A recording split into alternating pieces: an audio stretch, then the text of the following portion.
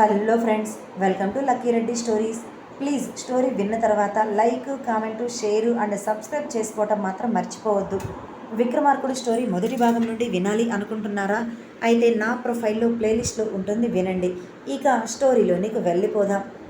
సర్లే మేడం, మనిద్దరి మధ్య ఈ కోపతాపాలు ఎప్పుడూ ఉంటూ ఉండేవే కదా కానీ అని అంటూ ఆమె కూర్చున్న చైర్ కొంచెం వెనక్కి జరిపి, మీరు ఇప్పుడు కాలు మీద కాలు వేసుకొని దర్జాగా స్టైల్గా కూర్చోండి అని అన్నాడు విక్రమార్క.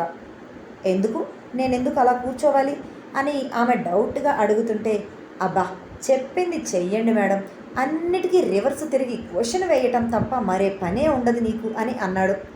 సర్లే అని కోపంగా అతడి వైపు చూస్తూ కాలు మీద కాలు వేసుకొని తను కంపెనీ స్టార్ట్ చేస్తే ఎలా అయితే తన చైర్లో దర్జాగా కూర్చోవాలి అనుకుందో, ఇప్పుడు అది గుర్తు తెచ్చుకొని అలా దర్జాగానే చైర్లో కాలు మీద కాలు వేసుకొని కూర్చుంది హిరణ్య.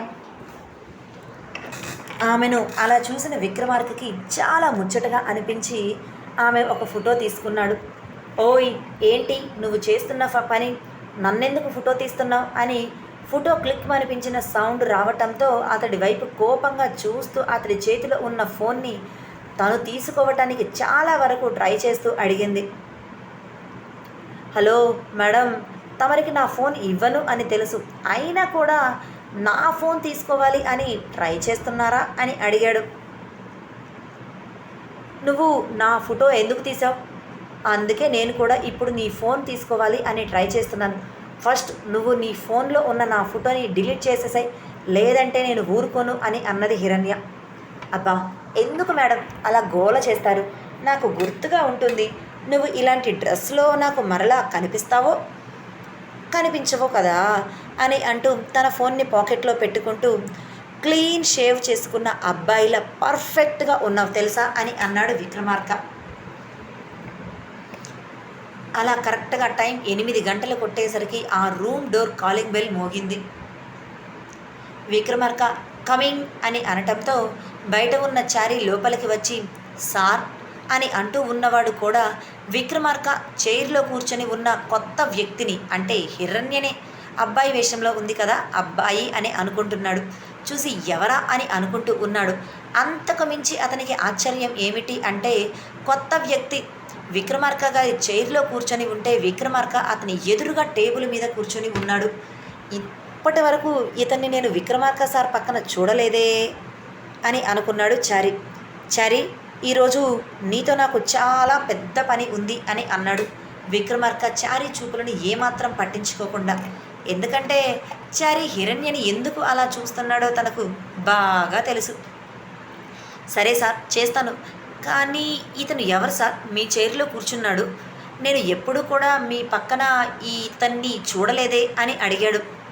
అవన్నీ నీకు తర్వాత తెలుస్తాయిలే, కానీ తనని నువ్వు తీసుకుని వెళ్ళి ఈ ఆఫీస్ అంతా కూడా చూపించు. ఎక్కడ ఏ ఒక్కటి వదిలిపెట్టడానికి వీల్లేదు, ఈ ఆఫీస్లో ఉన్న ప్రతి ఒక్కటి కూడా తనకి చూపించు అని అన్నాడు విక్రమార్క. ఏం మాట్లాడుతున్నారు సార్ మీరు అని చాలా ఆశ్చర్యంగా అడిగాడు చారి. విక్రమార్క చైర్లో ఒక కొత్త వ్యక్తి కూర్చోవడమే కాకుండా విక్రమార్క ఆఫీస్ అంతా ఒక వ్యక్తికి చూపించమనటం విక్రమార్క చాలా ఆశ్చర్యంగా అనిపించింది. చారి ఫస్ట్ చెప్పింది చెయ్యి అని సీరియస్గా విక్రమార్క అనటంతో ఓకే ఓకే సార్ అంటూ హిరణ్య వైపు చూసి అతడు అబ్బాయి అని అనుకుంటూ, రండి సార్ మీకు నేను ఆఫీస్ చూపిస్తాను అని వినయంగా మాట్లాడాడు చారి. విక్రమార్క కూడా వెళ్ళు, నీకు నేను చెప్పిన వ్యక్తి ఇతనే, నీకు కావలసిన ఇన్ఫర్మేషన్ కూడా ఈ చారిని అడిగి ఫుల్గా నువ్వు తెలుసుకోవచ్చు అని హిరణ్యకు మాత్రమే వినపడే విధంగా విక్రమార్క అన్నాడు. ఈ విక్రమార్క నిజమే చెప్తున్నాడా అని అనుకుంటూ తనకే తెలియకుండా తన చైర్లో నుంచి పైకి లేచి విక్రమార్క పక్కకు వచ్చి నిలబడింది. విక్రమార్క నవ్వుతూ, నువ్వు ఈ కంపెనీలో ఉన్నవి ప్రతిదీ కూడా అబ్జర్వ్ చేయొచ్చు, అలానే ప్రతిదీ తెలుసుకోవచ్చు, కనుక్కోవచ్చు. ఒకవేళ వర్క్ గురించి నీకు ఏదైనా డౌట్ ఉన్నా కూడా అక్కడ ఉన్న స్టాఫ్ని అడగవచ్చు. ఎవ్వరూ కూడా నీకు ఎదురు చెప్పరు, అలా ఎదురు చెప్పే సాహసం చెయ్యరు.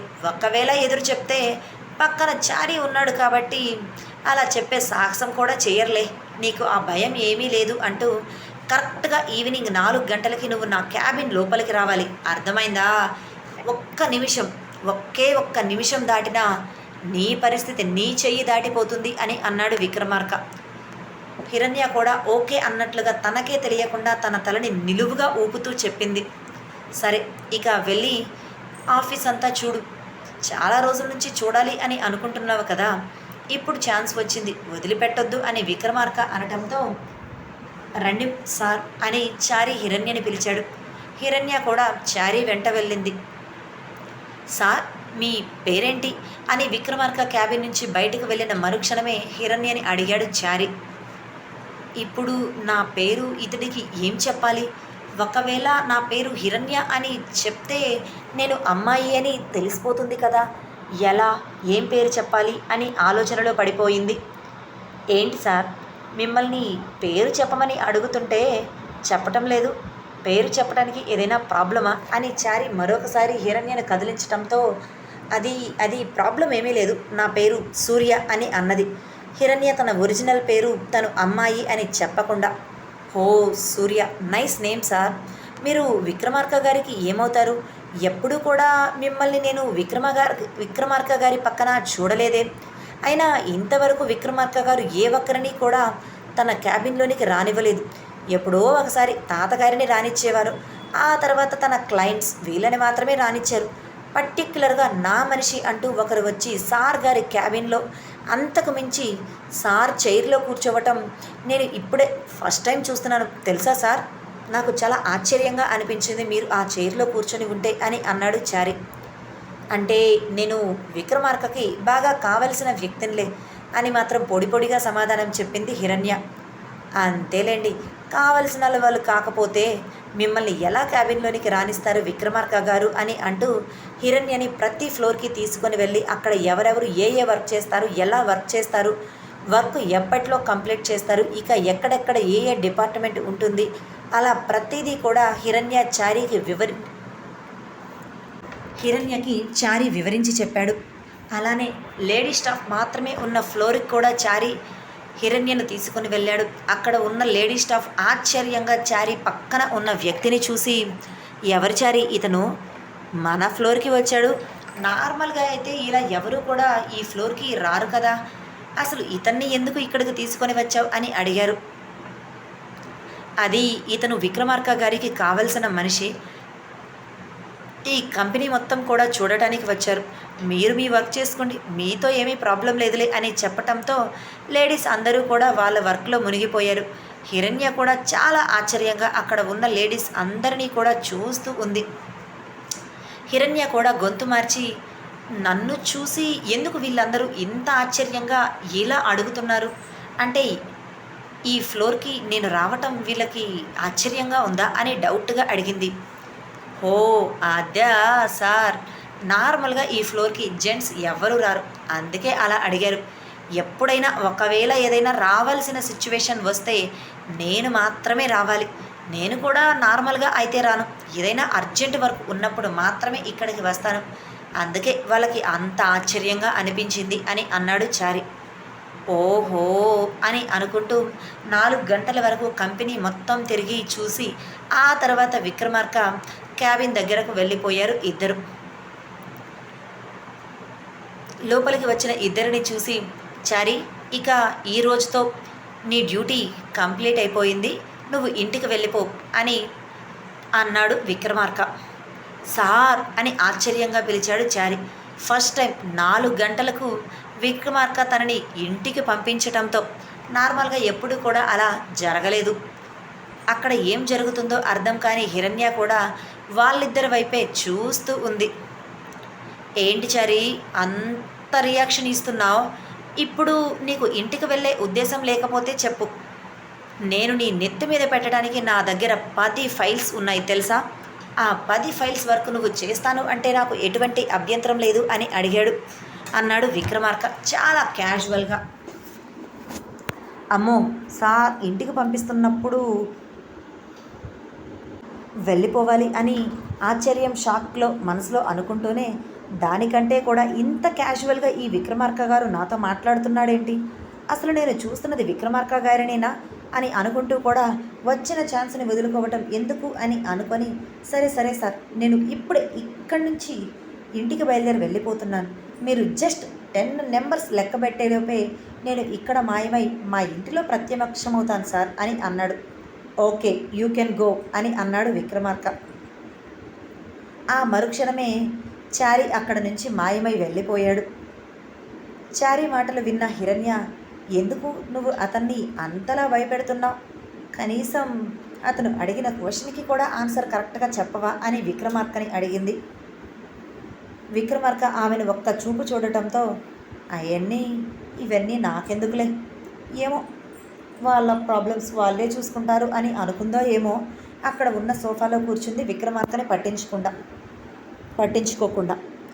1 గంట సేపు విక్రమార్క హిరణ్యని ఏమీ కదిలించలేదు. తనకు వర్క్ ఉండటంతో ఆ వర్క్లోనే లీనమైపోయాడు.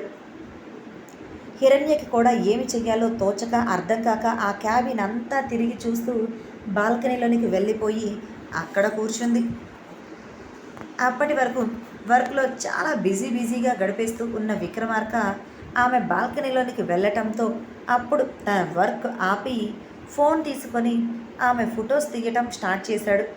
అలా ఆమెను ఫొటోస్ తీస్తుంటే తనకు చాలా ఇంట్రెస్టింగ్గా, ఇంకా ఆమెను ఆపకుండా ఫొటోస్ తీసి ఆమె ప్రతిరూపాన్ని తన ఫోన్లో బంధించాలి అని అనుకున్నాడు. హిరణ్యకి విక్రమార్క తన ఫోటోలు తీస్తున్నాడు అని తెలియక నార్మల్గా బాల్కనీలో 2 నిమిషాలు అటూ ఇటూ తిరిగి ఆ తర్వాత అక్కడ ఉన్న చైర్లో కూర్చొని ఎదురుగా ఉన్న బిజినెస్ మ్యాగజైన్ బుక్ తీసుకొని చదవటం స్టార్ట్ చేసింది.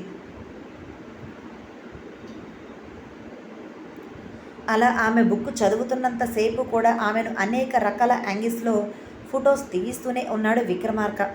ఆమె ఆ బుక్ చదవటం కంప్లీట్ అయిపోవటంతో ఎదురుగా ఉన్న టేబుల్ మీద పెట్టి విక్రమార్క వైపు తిరిగింది. కరెక్ట్గా అప్పుడే అతడు ఒక ఫోటోని క్లిక్ మనిపించాడు. ఈ విక్రమార్క ఇప్పుడు ఏం చేస్తున్నాడు? అది కూడా ఫోన్ని నా వైపు పెట్టి అని అనుకుంటూనే చైర్లో నుంచి పైకి లేచి, కొంప తీసి నా ఫోటోలు తీస్తున్నాడా అనే డౌట్ తన మనసులో రావటంతో, ఏం చేస్తున్నావు విక్రమార్క అని బాల్కనీలో నుంచి అతని దగ్గరకు వచ్చి అడిగింది. ఏం లేదు అని అంటూ ఆమె తన దగ్గరకు వచ్చిన తర్వాత ఆమెను క్లోజప్లో మరొక ఫోటో తీసి ఫోన్ని జాగ్రత్తగా పాకెట్లో పెట్టుకున్నాడు విక్రమార్క. అంటే ఇప్పుడు నువ్వు నా ఫొటోస్ తీస్తున్నావా అని కోపంగా నడుం మీద 2 చేతులు పెట్టుకొని అడిగింది హిరణ్య. అంటే ఇప్పుడు నువ్వు అడిగిన క్వశ్చన్కి నన్ను నిజం చెప్పమంటారా మేడం, లేదంటే అబద్ధం చెప్పాలా? కానీ నాకెందుకో మీకు అబద్ధమే చెప్పాలి అనిపిస్తుంది. నీతో నిజం చెప్పటం వల్ల నష్టం లేదు, కానీ కొన్ని రోజులు ఈ అబద్ధాన్ని కంటిన్యూ చేద్దామా అని సరదాగా అన్నాడు విక్రమార్క. ఏం మాట్లాడుతున్నావురా? నిజం చెప్పటం ఏంటి, అబద్ధం ఏంటి? అసలు నువ్వేం చేస్తున్నావు అని అడుగుతుంటే అది కాకుండా వేరేది ఏదేదో మాట్లాడతావేంటి అని అయోమయంగా అడిగింది హిరణ్య. ఏం లేదు మేడం, నీతో తిట్టించుకోవాలి అంటే నేను ఏదో ఒక పని చేయాలి కదా, అలాంటిదే ఇది కూడా. దాని గురించి నువ్వేమీ పట్టించుకోవద్దులే, వదిలేయండి మేడం. ఏ మాటకు ఆ మాట చెప్పుకోవాలి. మీరు అబ్బాయి వేషంలో సూపర్గా ఉన్నారు తెలుసా అని ఆమె వైపే చూస్తూ కన్ను కొడుతూ అన్నాడు విక్రమార్క. ఏంటి అని ఆమె ఆశ్చర్యంగా అడిగింది. అప్పటి వరకు విక్రమార్క ముందే ఉండటంతో తను నార్మల్గా ఉంది అని అనుకుంది. కానీ ఉదయం విక్రమార్క తనని అబ్బాయిలా మార్చేశాడు అన్న విషయం మాత్రం ఆమె మర్చిపోయింది. ఏంటి అని మరలా అడుగుతారేంటి మేడం? నిన్ను నువ్వు చూసుకుంటే తెలిసిపోతుంది కదా అని అతను చైర్లో నుంచి పైకి లేచి ఆమె దగ్గరగా వచ్చి ఆమెను వెనక నుండి హత్తుకొని, ఇదిగో నువ్వు ఇలా అబ్బాయిలా నా ముందు కనిపిస్తుంటే ఫ్యూచర్లో మనిద్దరికీ కూడా ఇదిగో నీలాంటి అబ్బాయే పుడతాడేమో అనిపిస్తుంది తెలుసా అని అన్నాడు విక్రమార్క. ఇదేమి లాజిక్కు, నేను ఎక్కడా కూడా వినలేదే అని అతడు ముందు అన్న మాటని పట్టించుకోకుండా వాళ్ళిద్దరికీ అబ్బాయి పుడతాడు అన్నదానికి తిరిగి రివర్స్లో క్వశ్చన్ అడిగింది హిరణ్య. విక్రమార్క గట్టిగా నవ్వుతూ, అయితే మనిద్దరికి అబ్బాయి పుడితే నీకు ఓకేనా, అమ్మాయి వద్దా? నీకు ఓకే అయినా నాకేమో క్యూట్ లిటిల్గా అనిపించే నీలాంటి పప్పి గర్ల్ కావాలి అని అన్నాడు విక్రమార్క. అప్పుడు అతడు ఏం మాట్లాడుతున్నాడు అనేది అర్థమై, ఒరేయ్ ఏం మాట్లాడుతున్నావురా, మన ఇద్దరికి పిల్లలు పుట్టడం ఏంటి అని అతడి జుట్టు పట్టుకొని పీకేస్తూ అన్నది హిరణ్య. అప్పటి వరకు ఆమెతో నవ్వుతూ సరదాగా మాట్లాడుతున్నవాడు కాస్త ఆమె తన జుట్టు పీకటంతో నెప్పిగా అనిపించి, మేడం, ఏం చేస్తున్నారు మేడం? మీరు ఇలా నా జుట్టు పట్టుకొని లాగితే తలలో ఉన్న బ్రెయిన్ అంతా బయటకు వచ్చేస్తుంది మేడం. ఆ తర్వాత చాలా కష్టం. ఈ కంపెనీని ఎవరు హ్యాండిల్ చేస్తారు అని అంటూ ఆమె షర్టు బటన్స్ తీయటం స్టార్ట్ చేశాడు. నువ్వు కాకపోతే నీ తమ్ముడు నీ కంపెనీని హ్యాండిల్ చేసుకుంటూ ఉంటాడు. ఈ కంపెనీ చూసుకోవటానికి మరొకరు వచ్చినా రాకపోయినా వచ్చే నష్టమేమీ లేదు. ఆ బ్రెయిన్తో ఎక్కువ ఆలోచించి నీ జీవితాన్ని నాశనం చేసుకున్నదే కాకుండా నా జీవితాన్ని కూడా నాశనం చేసేస్తున్నావు అని ఇంకాస్త గట్టిగా అతడి జుట్టుని తన చేతిలోనికి చిక్కించుకొని లాగేసే పనిలో బిజీగా ఉంది హిరణ్య. చాలా ఒత్తుగా ఉన్న అతడి జుట్టు ఆమె అలా పట్టుకొని లాగటంతో అతనికి మరింత నొప్పిగా అనిపించి, ఇదిగో మేడం, నేను ఇప్పుడే చెప్తున్నాను, నువ్వు నా హెయిర్ వదిలిపెట్టావా ఓకే, లేదంటేనా ఇప్పుడు నువ్వు అబ్బాయి వేషంలో ఉన్నావు, కానీ మరుక్షణమే నువ్వు అమ్మాయి అన్న విషయం నీకే గుర్తు చేస్తాను అని అంతకు మించి క్లియర్గా చూపించేస్తాను అని అన్నాడు విక్రమార్క. ఏం చేస్తావురా, ఏం చేస్తావు? నేను అమ్మాయి అన్నది నువ్వు నాకు చూపించేదేంటి, గుర్తు చేసేదేంటి, నాకు తెలియదా అని అంటూ అతడి జుట్టు పీకటం ఆపేసి అతడి తల మీద ముటిక్కాయలు వేయటం స్టార్ట్ చేసింది హిరణ్య. మేడం, మేడం, ఏం చేస్తున్నారు మీరు అంటూ పూర్తిగా ఆమె షర్టు బటన్స్ తీసేశాడు. కానీ ఆమె అతనిని కొట్టడంలో చాలా బాగా బిజీగా ఉండటంతో అతడు చేస్తున్న పని ఏంటి అనేది ఆమె గమనించుకోలేదు. మేడం, ఆఖరిసారి చెప్తున్నాను, నన్ను కొట్టడం ఆపుతారా, లేదంటే నా పనిని నన్ను కంటిన్యూ చెయ్యమంటారా?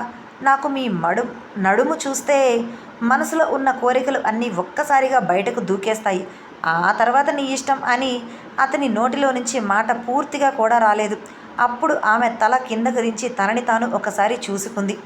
ఇదండి ఇవాల్టి స్టోరీ.